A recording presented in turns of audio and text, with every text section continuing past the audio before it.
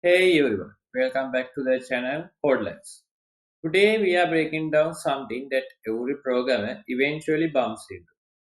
And honestly, you just have to understand it properly. Merge sort. This isn't one of those algorithms where you just memorize the code and move on. Merge sort is actually built on one of the biggest ideas in the computer science. Divide and conquer. And once you get this, a whole bunch of other algorithms start making sense too. So let's get into why sorting matters. Before we even talk about merge sort, let's talk about why sorting is a big deal. When data is not sorted, everything becomes slower. If you want to find something, we basically have to check everything one by one. That's time consuming and honestly a waste of processing power. But when the data is sorted, everything becomes faster. Searching becomes efficient. We can use things like binary search. Data processing becomes more predictable and cheap. Sorting is used everywhere in databases, search engines, even file systems. It's not just a random algorithm exercise in textbooks. So yeah, knowing how sorting works under the hood actually matters. So, what is merge sort? The key idea, divide and conquer. Now, merge sort is built on a simple but powerful approach and it is called divide and conquer. It does three things. Divide. It splits the array into two halves. Conquer. It recursively sorts each half. Combine. It merges the sorted halves back together. This sounds simple when I say it, but the beauty is how it in the merge the house. Let's visualize this. So divide and conquer. In here there is a array as 5291. So in the first step the array has been divided into two, like 5 and 2 in one data set and 9 and 1 in another data set. Conquer recursively sort each other. Then the data set is sorted in the ascending order. When the data set is sorted in ascending order, 2 has to become the first because 2 is smaller than 5. Then goes the 5. In here, the second set is sorted separately. Firstly, the first set is sorted and then goes to the second one. Then the combine. Now the sets are sorted fully in the ascending order. Now we have to merge. Then the first sort is coming to the first place, and the second one is coming to the second place. Like one should be become first because it's the smallest one in the dataset. So one becomes the first, second becomes second, and the 5 becomes the third element, 9 becomes the fourth element. So that's how divide and conquer works. I have shown it much more clear way in this here. Initially 5291 and firstly split and secondly again split and then merge. So we'll see an example and we'll see how it works. So I get my whiteboard here and I'll explain how it works in this uh, in merge sort. So in here there is a data set.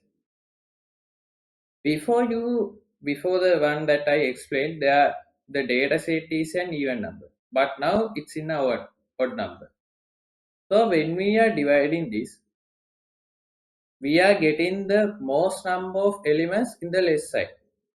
So in here, my data set is 5432. Then I'll get in the first set as 5432. So I'll write this in here 5, 4, 3, 2. Now we have to split the second data set. So in here, and the 7 is in a single data set again. Okay, now we have this split it and we have to again merge it and sort out. So 1 becomes first 9, sorry, second is 7, and the third is the 9, should become 9. So, okay, our array is now fully merge sorted in the ascending order. If we get this in the descending order, the 9 should become the first and the 1 should become the last. That's it. Now we will go to the heart of this merge sort. Before that, we will try to understand the complexity analysis. So what is this complexity analysis? Merge sort is known for having n log n time complexity in every case. Best case, average case, worst case. No surprises, no sudden performance drop. It's consistent. That makes huge, and the merge sort super reliable, especially for large datasets. The trade-off though, it needs extra memory, especially the extra space, because during the merge process we use temporary arrays to rearrange the values like that.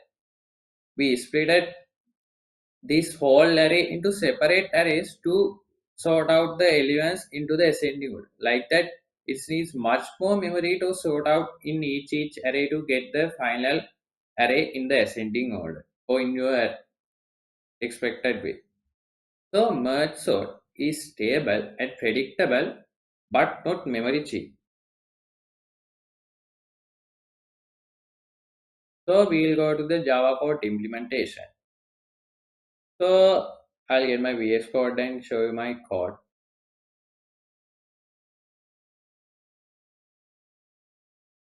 So in here, firstly I have defined my class merge sort example, and the merge sort function works by splitting the array into two halves. We find the middle index, then we call the merge sort on the left half, and on the right half this keeps happening until each part of the array, just one element, a single element, is already sorted. After the halves are sorted, we call the merge function to combine the two sorted halves into one sorted section. In the merge function, we create two temporary arrays to hold left side and the right side. Then we compare elements from both sides and place the smaller one back into the original array. If one side finishes first, we simply copy the remaining elements from the other side. So basically, merge sort has two main steps. Split the array into smaller parts, merge the parts back. So in here, I have defined my class and I have defined the merge sort functions. So in his code, I have given the comments in here. The this function is used to find the middle point. So we have to divide the larger set into two parts firstly. So I have done this in here. So we have to combine them again and again after we sort it. So in here I have done this in this code example. So after all that thing happening, finally I'll get the output as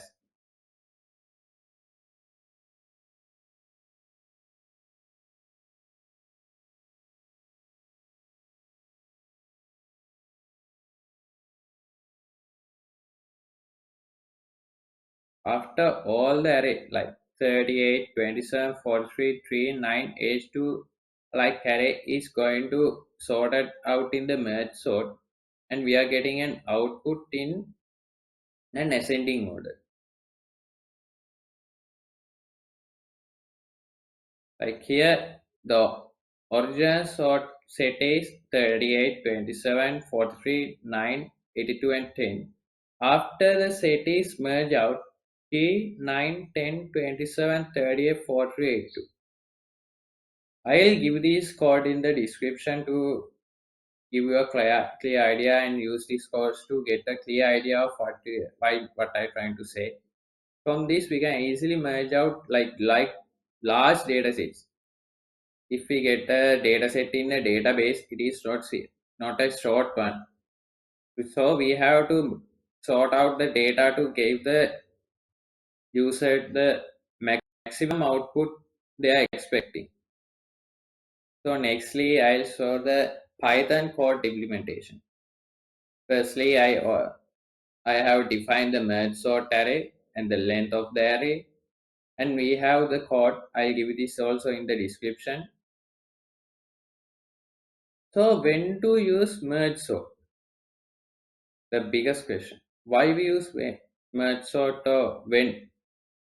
Merge sort works because it breaks problem into smaller pieces, solves them, and builds the solution better. That's the divide and conquer in action. And once you understand this algorithm deeply, a lot of other algorithms like quicksort, binary search trees, and the graph divide and conquer techniques start to become very easy. Use merge sort when data size is large. As I tell you, the merge sort is dividing and finding the easiest way to get to a final output. Consistent time performance is unlike some algorithms, merge sort maintains the end log gain performance across best, average, and worst cases. Stability. Merge sort maintains the relative order of the other equal elements, which is important for certain applications. Avoid merge sort. Memory is similar. Merge sort requires larger memory space, which may be prohibitive in memory constrained environments. In place storing is required. Merge sort is not in a place sorting algorithm. It requires additional space proportional to the input size. Data is nearly stored. For nearly stored data, simple algorithms like insertion sort may be performed better in practice. So I have simplified this here. Last data, yes. Memory available, no. Stability required, yes. Thanks for watching. If you found this useful, you already know what to do. See you in the next one.